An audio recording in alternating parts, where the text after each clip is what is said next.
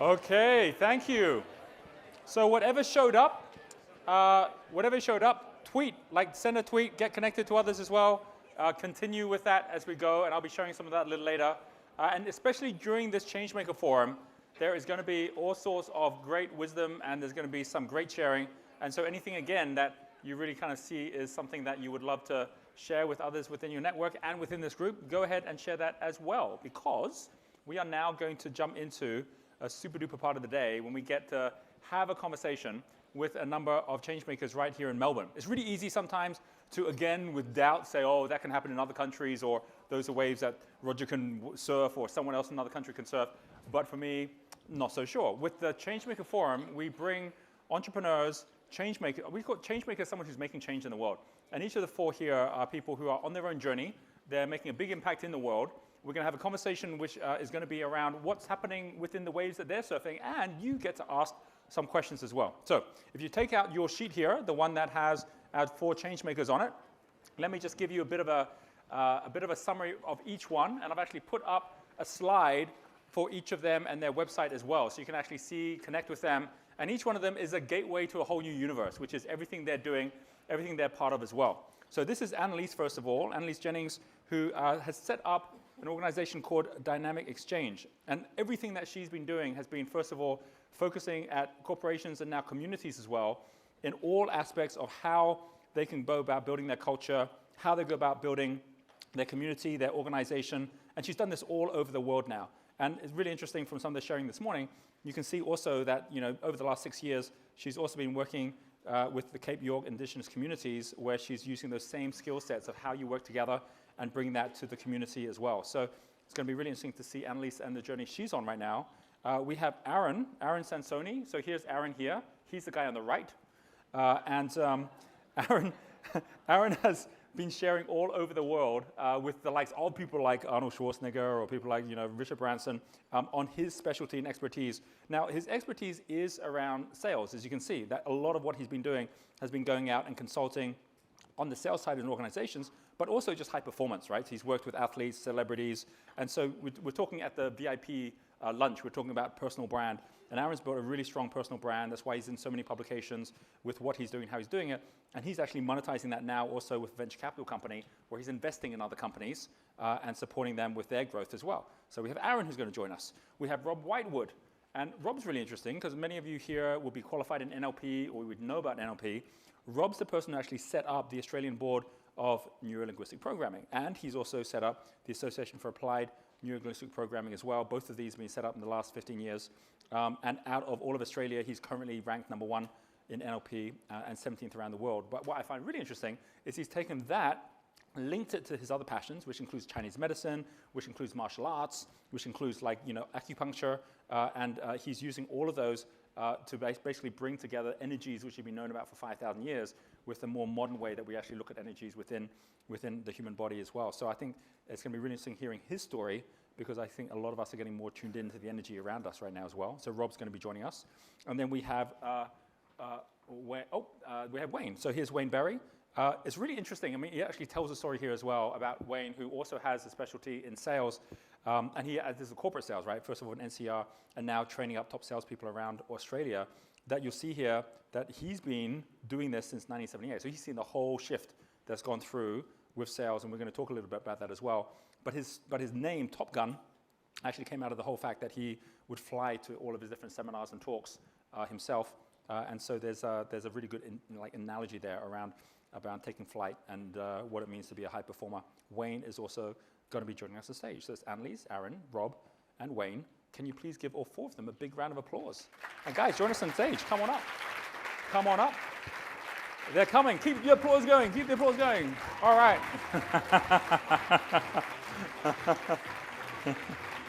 Come on up. Come on up. All righty. Hi, Annalise. Welcome. Welcome. Grab a seat. I'm going to take the end one, but grab a seat. Hey, Wayne. Hi, guys. Thank you. All right. Come grab a seat. We're sharing a couple of these as well. We have got a first section, which is going to be a chance for me to ask some questions, and you're going to see where the questions go, and you can ask some questions a little bit as well. And I'm going to start with you, Rob. Sounds good. Yeah, well, first of all, welcome. And everything you've been going through is kind of interesting because one of the things you were sharing was like how you've got these different things you're doing and how we all go through our own kind of life changes, right?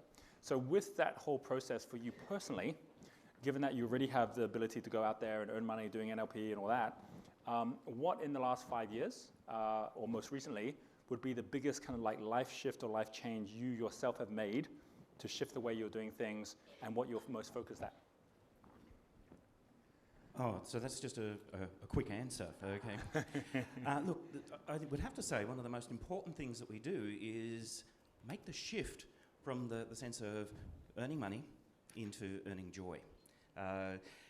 In the way in which I think of things is there's two lives that we live, or two dances that we constantly work through. And it's sort of a dance of survival and, again, a dance of spirit. And I think where we're at this moment in culture is that we're realising that the dance of survival, though important, is pretty boring. It gets to a point where we're busily working, a bit like on a treadmill, and then all of a sudden it goes, gee, I don't seem to be getting anywhere. My belly is full, but my heart is empty. So for myself and Alison, my partner, what we've done is we've actually made a bit of a sea change. Yes, we still work in Sydney. Yes, we do Brisbane and Melbourne. But we've actually moved out of Sydney and we run a health studio. So 3 days a week, we actually do that which is our spirit. I absolutely adore teaching traditional Chinese martial arts, and so a couple of nights a week, that's what we do. Alison, on the other hand, loves dancing and is incredibly competent and capable from learning this from early childhood, and that's what she does. And so, again, it's this balance that occurs between the two. And I'd have to say that's the biggest thing that's... When did that happen? How long ago? That's only happened in about the last 3 years that we started to make this shift. Yeah. But once we made up the mind, bang, it was a pretty quick Okay, so there's a question with that, because you obviously with NLP were doing things that could earn money, because there's lots of demand for that. Just for those of us here who might be thinking, I'm in a job, or like, how do I get onto the thing I want to do if it's going to make me less money, and will it make me less or will it make me more? Here's a perfect example where you were doing something which you obviously had a passion for originally, but it's like, I've got passion for something higher. What happened financially? Was it a big drop that you had to decide on, or did you find a smart way to basically just bridge that gap, or was money just not so important anymore? No, I actually think what's happened is by following this path, the opportunities for increased income have actually quite dramatically improved. Yep.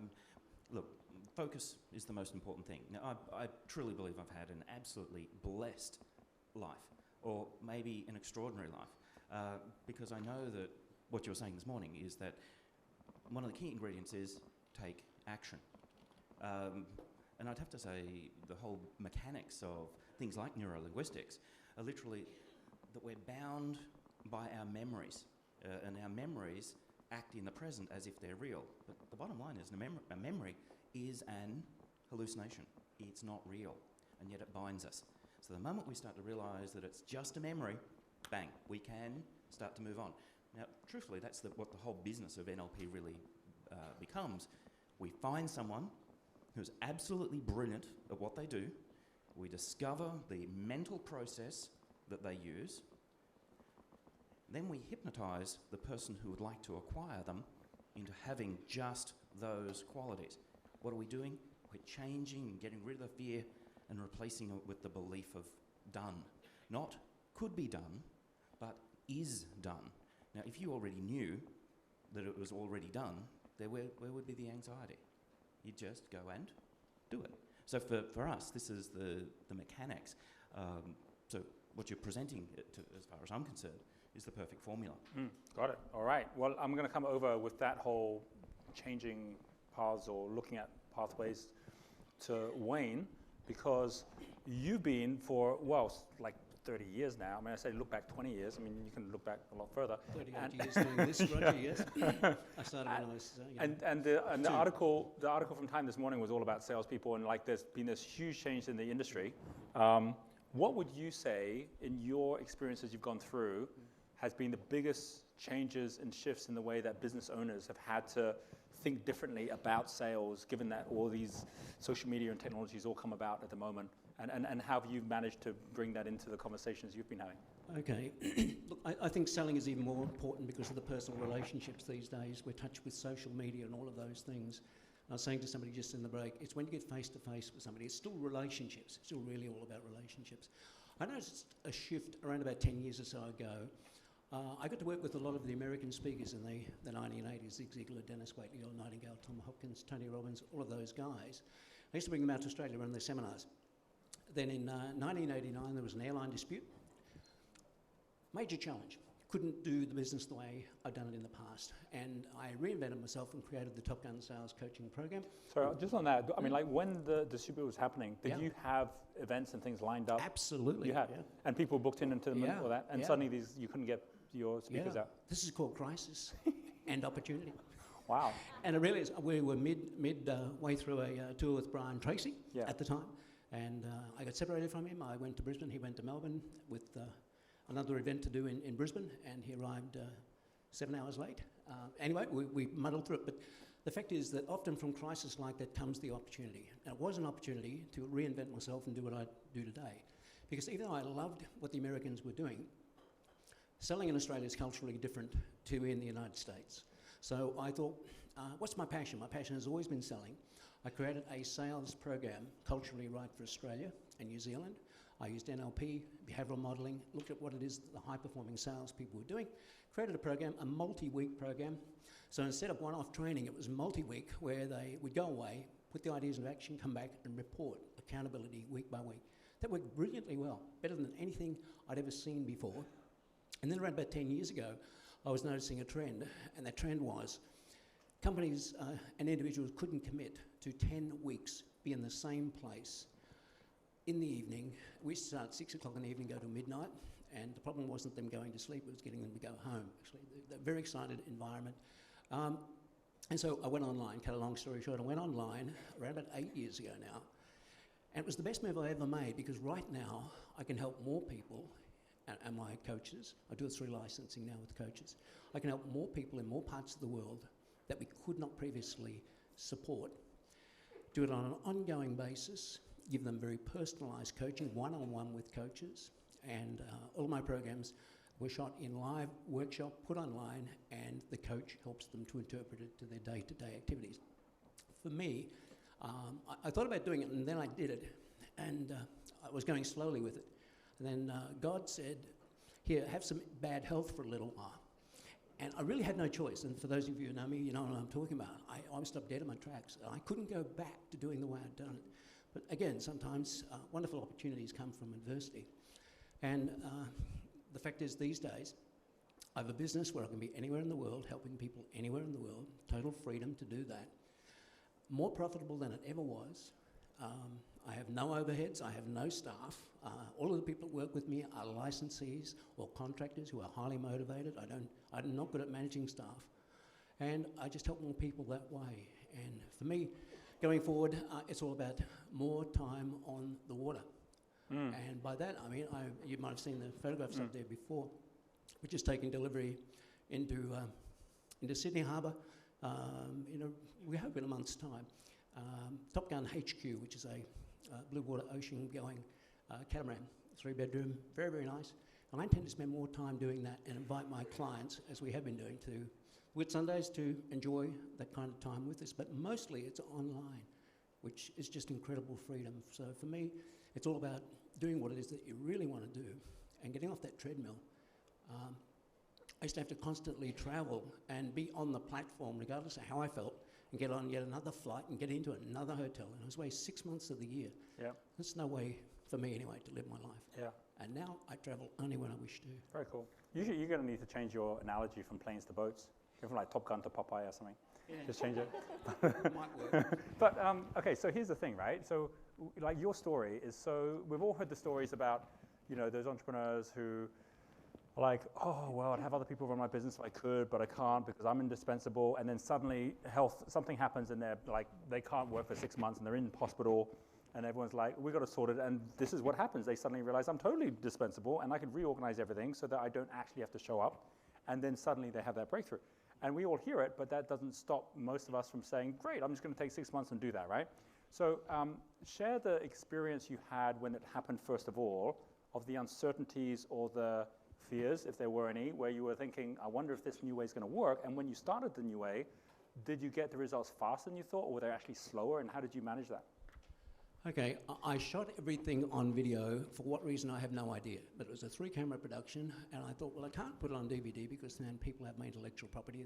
That'll compete against my live workshops, which was still my mindset. As most speakers are, it's all about travelling and getting large fees for speaking in front of audiences. I don't know quite why I did it, but I just thought this might be useful one day. And I was just putting it online, slicing it up, chapterising it, modularising it, getting it right for that. And it's kind of a personal story, but some of you may relate to this. I got out of bed one day and didn't want to go. I mean, I don't know why, I just didn't want to go. And I didn't want to go to the airport. I just didn't want to leave. And it literally stopped me dead in my tracks. I stopped immediately. I just couldn't cope with it. Now, you can call that a mental breakdown, which I think it was. No, it was. It was. And I don't mind talking about, because I've come out of that a much better person. And I was totally invincible. People used to say to me, you cannot keep up this pace, you cannot do this. And I'd say, get out of my way, I'm going.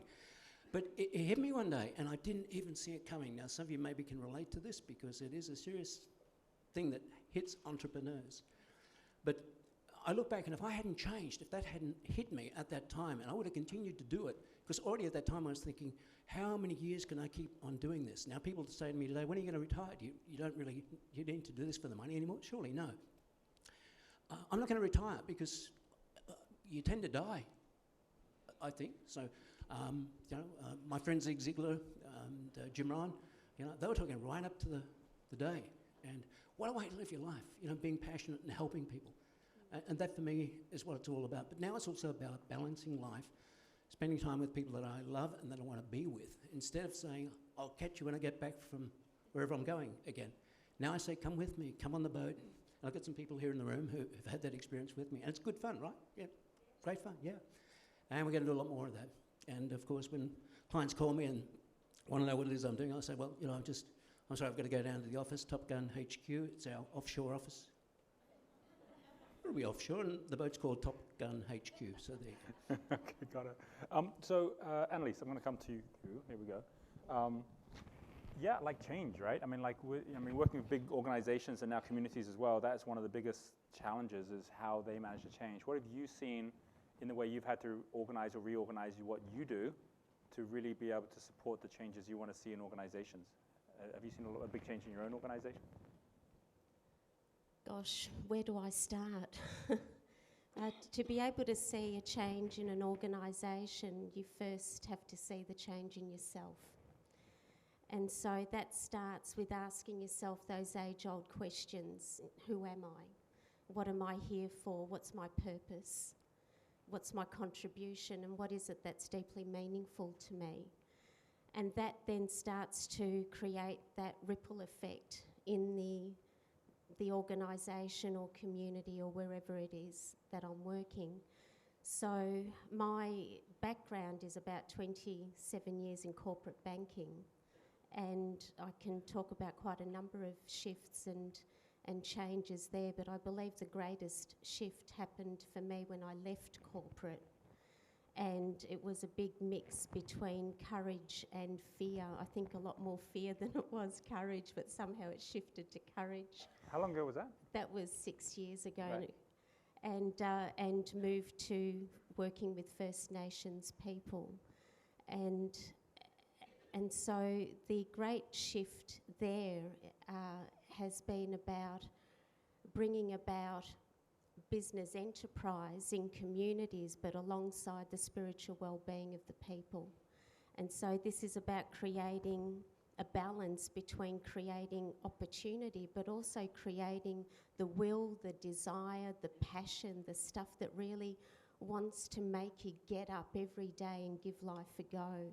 So it was about finding a way to create the balance of both.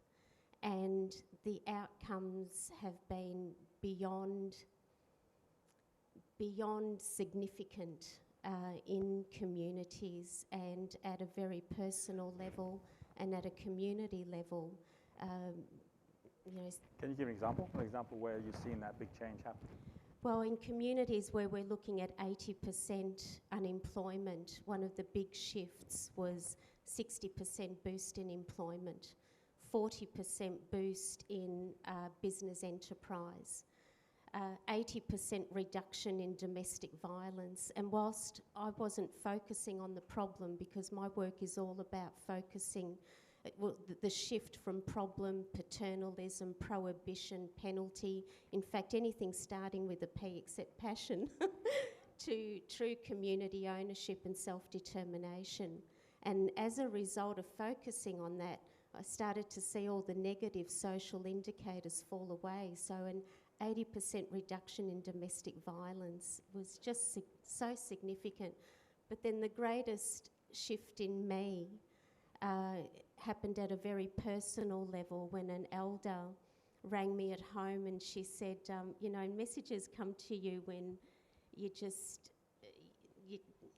don't know where the gifts are going to come from next, when you come from a place of soul and when you come from a place of purpose.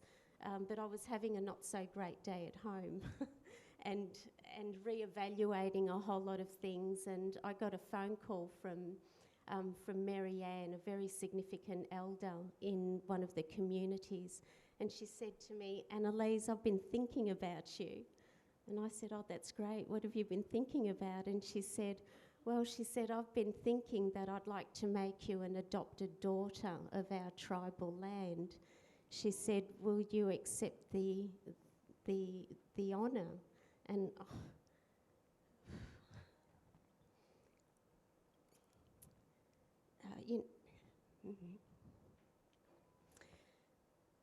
So to relive that moment, and every time I tell that story, it's such a significant moment and such an honour and a gift. And of course I said yes. And so my Aboriginal name is Keely, and Keely is represented by the lorikeet. And when I went back to community, they took me out to country, and they gave me a blessing out on country, on traditional land. And we spoke about the spiritual significance of Keely and of the lorikeet. And I learned that the lorikeet is the messenger between heaven and earth.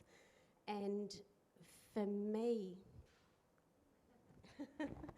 this is where you know it's real. This is where you know that when you feel that overwhelming sense of courage, passion, emotion, whatever it is that you want to call it, that just comes right up to the surface, you know that you're on path. So when you feel that, allow yourself to just go with it, because it's just so real. And so for me, that's been the greatest honour. And I don't remember the question that you asked me. It doesn't matter, does it? No. Whatever the question, that was the right answer. So, thank you. So on exactly that, Annalise, that's right, so exactly on that, so much of what people think leadership or sales or any of these things are meant to be, somehow in some point in our past we thought comes down to technique, right? It's like, oh, if I learn the technique, I can do that, or I can do this. And even today, it's like, oh, social media or do something on mobile. It's like we think it's about technique or about some learned skill. And that moment you just shared, and even just the moment we all shared with you, was not about technique. It was about almost the opposite, right? It's not about what you put on, it's about what you take off.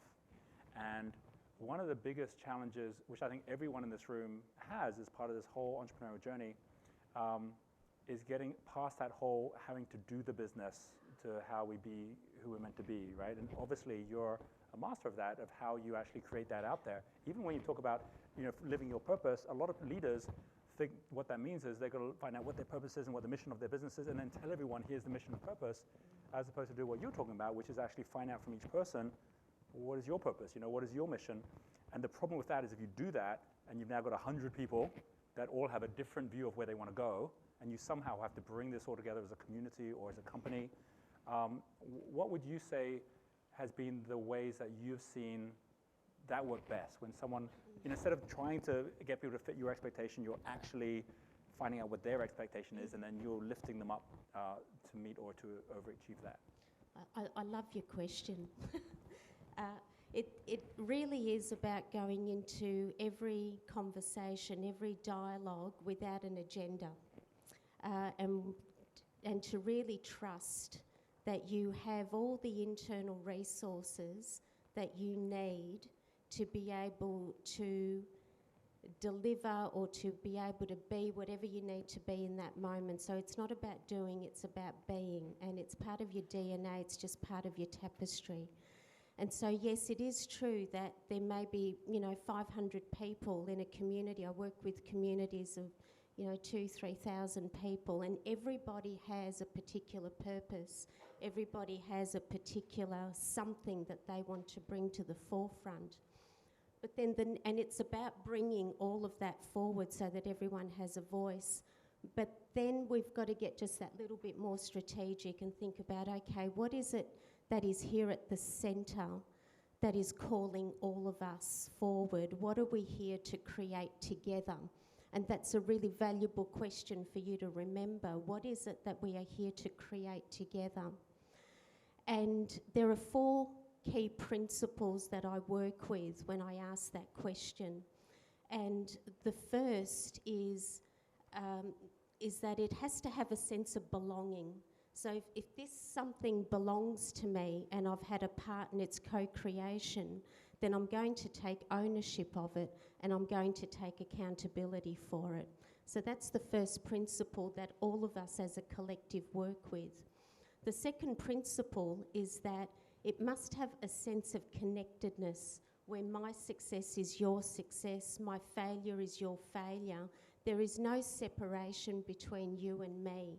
We are all in this together. The third is that we come together in a conversation that cares for the well-being of the whole. And this requires us to leave our individual agendas at the back door and our egos somewhere even further than the back door. The fourth one, which is the one that I absolutely love the most, is the shift in narrative from problem to possibility, from problem to potential, when we're talking about Indigenous communities, from welfare dependency to wealth creation, when we're talking about corporates, from intervention and control to ownership, to self-determination. So whether we're talking about a corporate, an NGO, a government agency, a community, and I've worked right across all the spectrums, to me these are the 4 principles that create a strength-based strategy and a strength-based community. Thank you, Annalise. Can we give Annalise a round of applause? Thank you. So, Aaron, we're going to grab a microphone over to you, and just listening in where everyone's at. There's obviously a thread running through this conversation, and you've traveled around the world. You've been involved with different organizations, with different countries. My question to you is actually more specific around Australia, right? I mean, like, you're investing in companies. You're choosing to be here right now. You are, you're seeing obviously potential here. What would you say, in the global perspective for you, is the biggest challenges and opportunities here as an entrepreneur in Australia? I think I'll start with opportunities. I think that now more than ever before, first of all, thanks for having me here as well. Thank you. I think the opportunities, first of all, is that we can start, create, and see if our idea works in the global village, including Australia, now more than ever before, quicker and cheaper. So I think opportunity is everything. Is available to us to see if something does work. Whereas years and years and years ago, and surely before my time, it would take huge amounts of money. You have no way of letting somebody else on the other side of the country know about your opportunity. It is very much just based on, if I can convince you to do something, then can I convince the next person? So I think opportunity for us as entrepreneurs is there. I think looking at markets where we can revolutionise those markets. I think for me, we do 2 things in my VC company, and I come from 2 spaces, and that's what I've found worked for me, is that I've been the mentor, and I am the mentor, and we've got a large education company around that. But then I decided very early on that I was going to practice what I preach, because if I'm going to stand on stage and teach you about business, then I was going to own businesses and they're going to be successful. And part of the reason why I kind of left university, because my lecturer said to me, they've never owned a business and they were a business teacher. And so I literally quit the next day, you know, and some of you might have, you know, sort of seen that. And so for me, seeing both sides of the equation and seeing the possibilities that are available, you know, we start our own companies all the time. You know, I've started media business 3 years ago, which is in Australia, Manhattan Media, and Famously, which are now the biggest full-service media agencies in Australia. We're constantly starting new ideas, but I look for markets where I think we can do something, you know what I mean? And on the other side is we invest into a lot of different companies that have great ideas as well. So we're looking, in terms of opportunity, is a broad question. I think anything that people haven't thought of how they can revolutionise that, you know what I mean? You know, if you look at a lot of markets out there, some of them are very old and no one's ever gone in there and said, hey, what if we did it this way, you know? And we've got a few things we're working on at the moment, which are looking at a market that's not overdone, and said, well, what can we do differently? How can we do it differently in that space when we're looking at creating something? So I think as an entrepreneur, if you can find something, the first question that I ask people, you know, when I'm doing mentoring with them, the first question, if they've, you know, they're getting me to consult them for an hour or for a full day, is why are you different? You know, I could walk around the room now and ask any business owner, why are you different to any other business? And I've traveled the world, I've spoken in front of, you know, 300,000 live audiences, and nobody's ever knocked it out of the ballpark. Or it's been something very generic or something very personal to them, which is great, but from a commercial perspective, people have to understand that now more than ever before we're marketed to. So if you want to sell a book, you know, now more than ever before, you can become a self-published author, you can get it up yourself, so why should I read Wayne's sales book? What is the reason I should read that sales book over everything else? And I think that that's the same with every entrepreneur, that we have to understand why is it you, and some people call that, you know, your unique selling point. I just think that if you can't create enough, oh my goodness, that's a really good idea. If that's not there for a really good idea, it's going to take a lot longer to make that thing work and make that thing happen.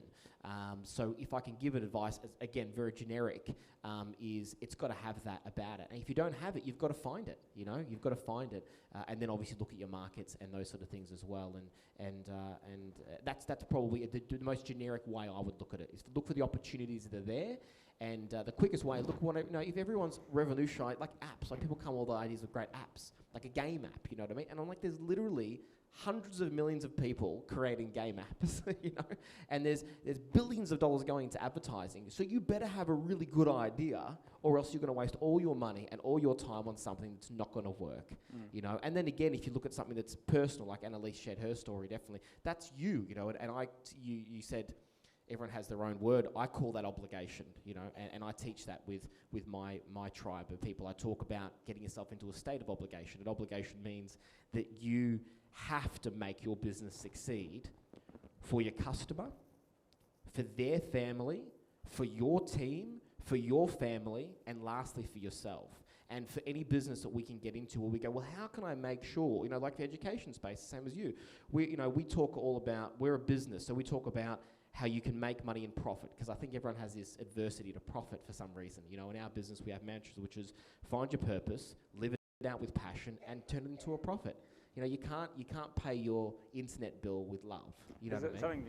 Something Jeff Bezos said. He says when he's investing in a business, he'll always look to see if the person he's going to invest in is a mercenary or a missionary, right? Yeah. And he says mercenary is someone who's just doing it for the money. Yeah. Missionary who's someone who's actually doing it for the purpose. Yeah. And what he finds, well, he never invests in the mercenary because it's for the money. And what he always finds is the missionary actually ends up making all the money anyway, because they're actually on a purpose, which actually others are driven as well, right? So a follow-up question on Australia.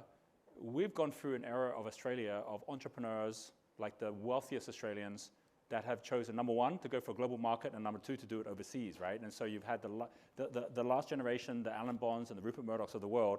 That whole era is coming to an end, right, in some very public ways at the moment. And while that's all happening, there's this new group of entrepreneurs who are showing up, which includes many in this room here.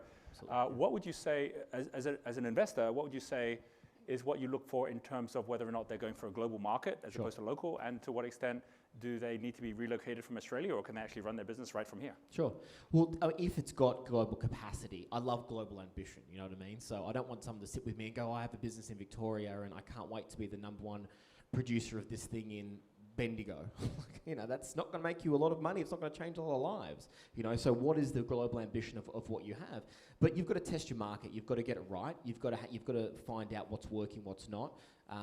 You know, for me as an investor specifically, what we look at, I definitely look at I look at the person first. I'm definitely looking for the person to invest in. You know, and I give the ShamWow story all the time. You know, everyone heard of ShamWow. Has every single person in this room heard of a ShamWow cloth almost before? Well, they sell about 1 million units a week of a ShamWow cloth.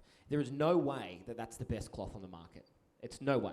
But they understand how to market that cloth and how to get sell-through very, very easily and very, very quickly and create brand around it. So if I was investing in that, I wouldn't just try and find the best cloth in the market, because it's not always the thing that's going to do it for you. You've got to understand the commercial side of the business and what's going to work. So we definitely look at the idea, you know, and I definitely look at I look at the model of the plan. Like, what is the model? You know, Wayne talked about his business and how it's changed over the years now to working with people that are franchisers, right? So that's a model. So if someone came to me and said, my business is a franchise, this is how it works, that's a model. So with a model, we can see scalability, right? Is it a party plan model? Is it an online only model? Is it a fake? How would the model work? We look at the people, definitely. And I look at, you know, the difference between Paragon Global Investments, our VC firm, is that we don't invest in things that we can't add value to. Because I'm first and foremost a mentor, then I'm an investor. You know, for us to have grown Paragon to being, you know, market cap at 50 million in 8 years, it's because we're looking at things that we can come to and say, well, hang on, what about if you did this and this and this and this? So we're not a silent investor. So we look for things that we can add value to. So we look at the product, but we look at the people. Like, I invested the other day in something, and I looked at the dynamic of the two the founders and the CEO. And one's very, very technical, and he's a guy that does all of the programming, the stuff I know nothing about. And then the other guy is the sales guy who's bringing the money in. And for them, I looked at they have a software as a service, SaaS. And I looked at that, and I looked at the dynamic of what they're doing. I said, well, hang on a second, there's something that I can come into here as a mentor relationship and help them. So I look at the business model. I look at the idea to see if it is going to be something that goes, oh, okay, cool, that's real, because we've only got one life. Why dedicate your life to just revolutionising a chair that's more ergonomic? Unless you love chairs and you love, like Jason Lazyboy, you want to create something of massive comfort, but find something that you can really be passionate about, because, you know, what's kept probably Wayne where he is now and everybody else on the panel is because even though you sort of like, I can't be bothered, you kind of just go, hang on, I need to. You know, I kind of need to do this. You know, because people, you know, like today, I'm coming and hanging out. I've got my beautiful, it's a Saturday, so like most people, I have my beautiful family at home, but I feel obligated to come here, because if there's just one person that I can give something to that changes their business, then I have to get out of my own way to make sure that happens for that person. Does that make sense? So I look at the people. So we look at the people. We look at the business plan. We definitely look at the timing's very important as well. And we've seen, you know, and we know everyone, I don't know if you guys know the Amazon store and the Border store. If you've got to look at it, you know, Borders created Amazon. You know, how stupid is that? They created Amazon. And after 18 months, the CEO said, this thing's not working. So a little company called Amazon with 12 people came and bought it for like, I don't know how much, I'm not going to quote it because I don't know, but it was very little. And now Borders are closed and Amazon's out.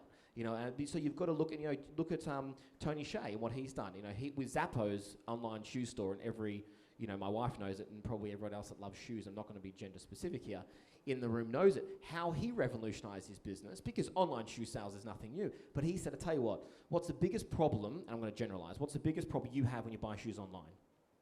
Perfect. So he went, here's the thing, you buy it, I promise you within the next 30 days, if they don't fit, here's a bag it comes in, you can send it back free of charge, and we'll express you, even if you haven't bought express, the shoes that fit you the very next day at zero cost. He went from a $150 million business to $1 billion business in 6 months. Because he went, well, what is the biggest, because that's the biggest thing for me. If I'm going to buy anything online, if it's a suit or if it's a shirt or if it's, will it fit? You know, especially if you're buying it from, you know, an Asian country. XXXXL is still a small, right? We all know that. We all know that. So we risk, you know. So I look at the timing as well of the market, and I look at what they're doing. I look at the people, I look at the product in it.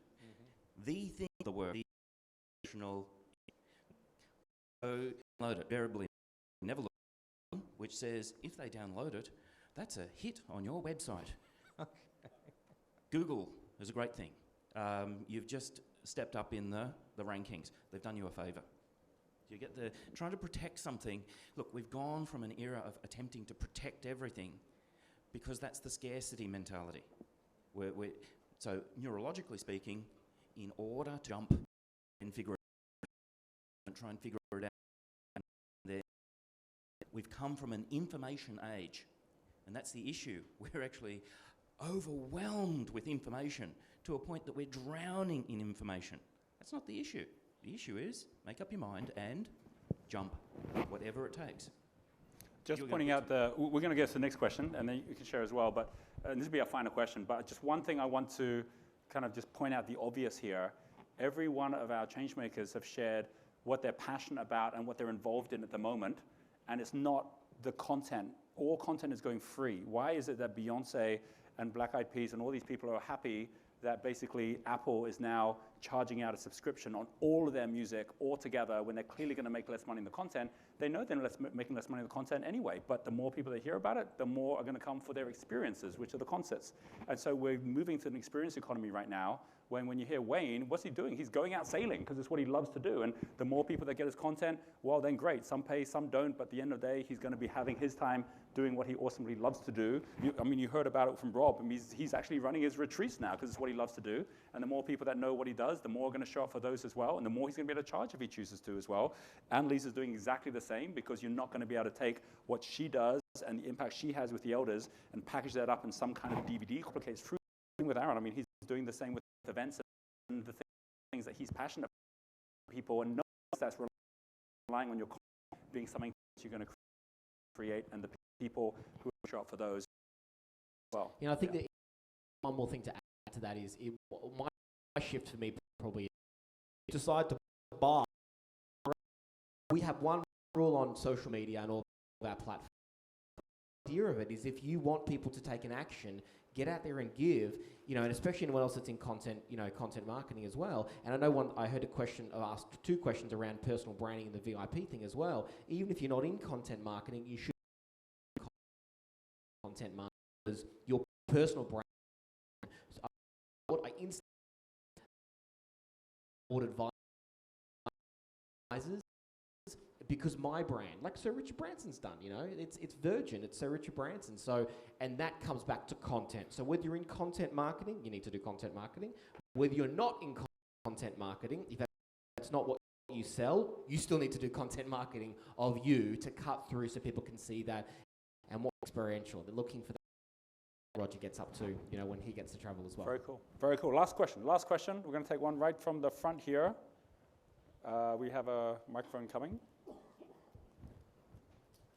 Hello. This is actually to all of you. I'd love your insight. I currently have a coaching training business. It is only in Australia. I'm wanting to go global with it. What would be something that, because you've all gone global, what would be something like a bit of gold, a bit of advice you could give? May it be about the difference in market? What would you tell yourself years ago, if you could, to assist in the transition so you could really serve different markets? What do you teach? Business and sales predominantly. Okay, so why should I come to you? But no, I'm after an actual tip. So I but get why what you're saying. that is the best tip I could you. probably give you. Because who else here can teach a business something?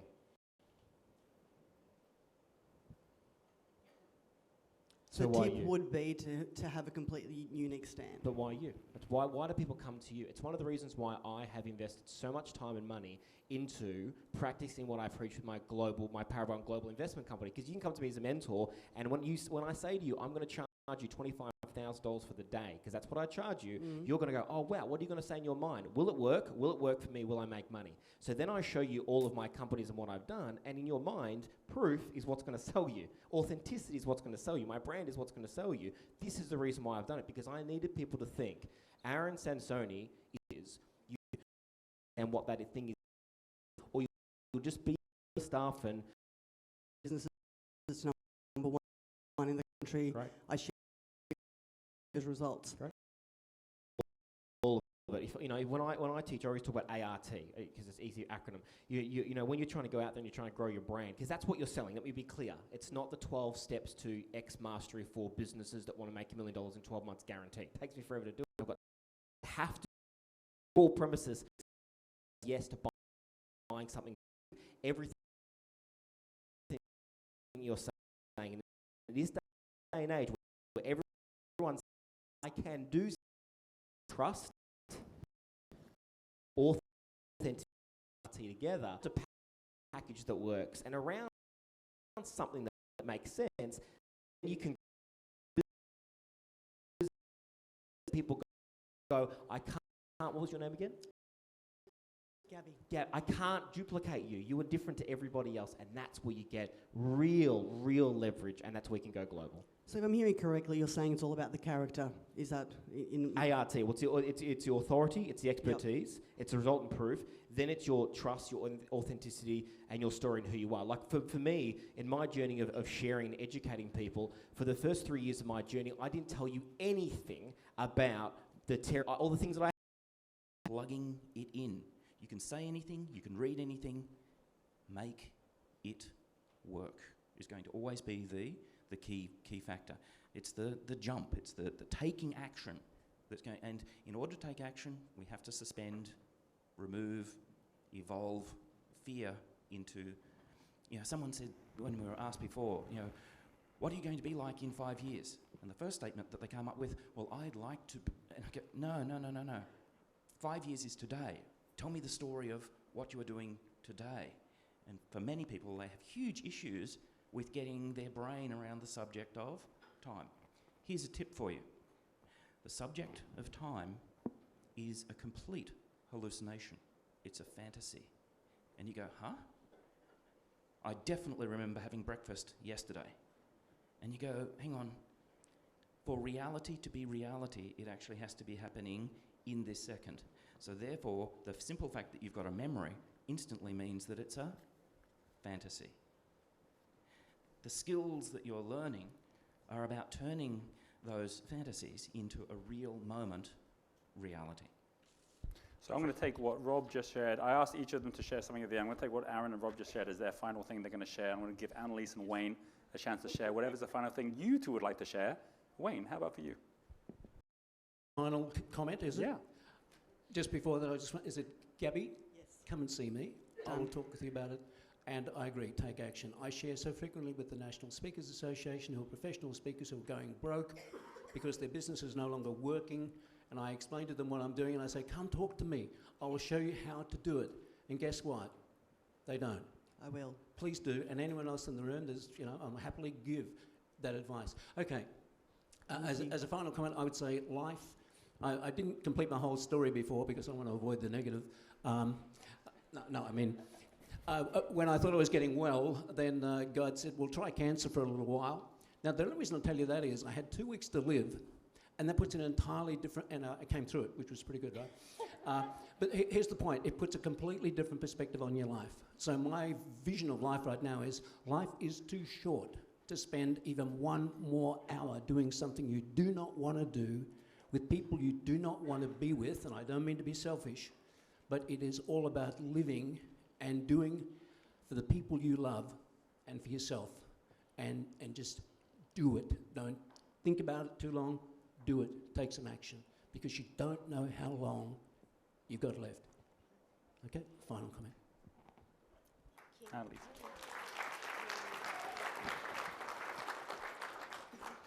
Well, my message to you is very simple.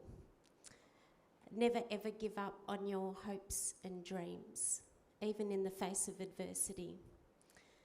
We all make New Year's resolutions. Who's made one of those? Who's actually kept them? Some do, and many of us don't. So the work, the internal work and the external work, is very much about creating that goal. But it's also about this axis, which is about the spiritual awareness. So my message to you is keep creating those goals, identify what's really important to you, but continue to build your spiritual awareness. that alignment of your mind, your body, and your soul. That's where you find your stillness. That's where you find the answers. And for you personally, I believe you've got all the resources and all the answers are already inside you, and you are your own best coach. Okay, thank you. I want to say a big thank you to Annalise, Aaron, Rob, Wayne for what has been a very engaging session. Can we please give all four of them a big round of applause? Thank you a lot, guys. Thank you. Thanks very much. Thanks so much. All right. Thank you.